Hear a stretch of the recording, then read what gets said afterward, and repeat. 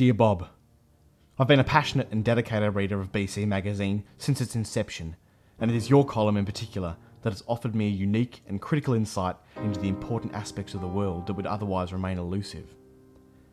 So it is only natural that I call upon you now to solve a problem that has been the source of intense heartbreak and the cause of immeasurable despair. Recently, my wife has started acting strangely.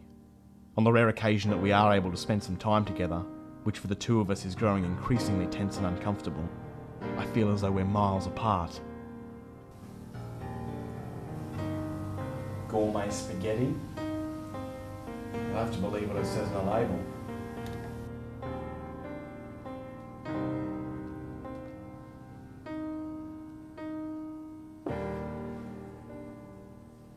When her cell phone rings, she runs off into the other room, or whispers into the phone, oblivious to my presence, and obvious concern.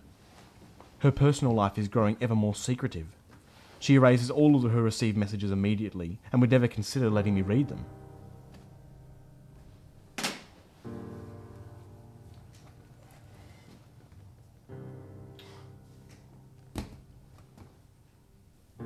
When she goes out, she comes home late, and tells me she's been out clubbing with girlfriends whom I don't even know.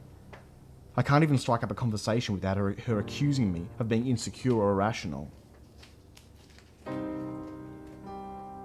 I even took the desperate measure of hiring a girl to hang out in my apartment to make her jealous and hopefully cause her to admit what's really going on.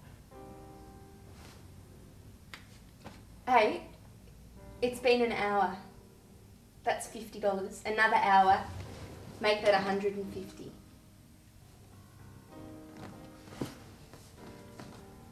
There's 50 now. I'll get the rest later. Just wait till my wife comes home. I'll go to the bank.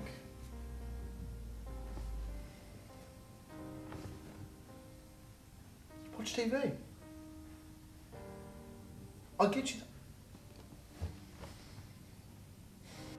It turned out to be a complete disaster. I was utterly unaware of the etiquette involved under such circumstances. To make things even worse, my wife didn't even come home that night. Recently she stopped using her car and claimed that she's been taking a cab to get home, which is strange since she seems to be coming home with more money than when she left. That will be $18, thank you. Actually, there are other ways that I can pay.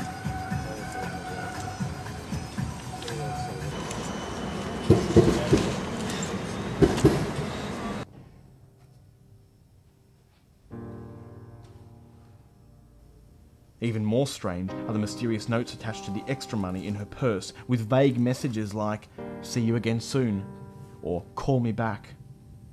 And the alleged taxi driver leaves her not in front of the building, but 100 metres down the road. Considering she comes home with ever-increasing amounts of cash, I can only imagine how she's paying the taxi driver.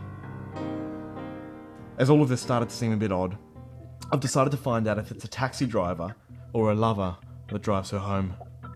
After all, it's always the husband who's the last to know.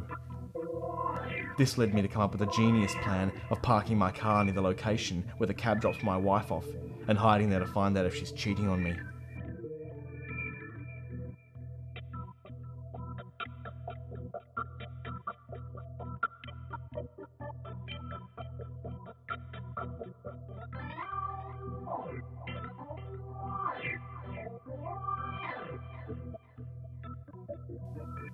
One night, while I was waiting behind the car, I noticed a hairline scratch above the rear bumper. So I really need your advice, Bob. Should I sand down the area before spray painting over it, or just paint directly over the scratch?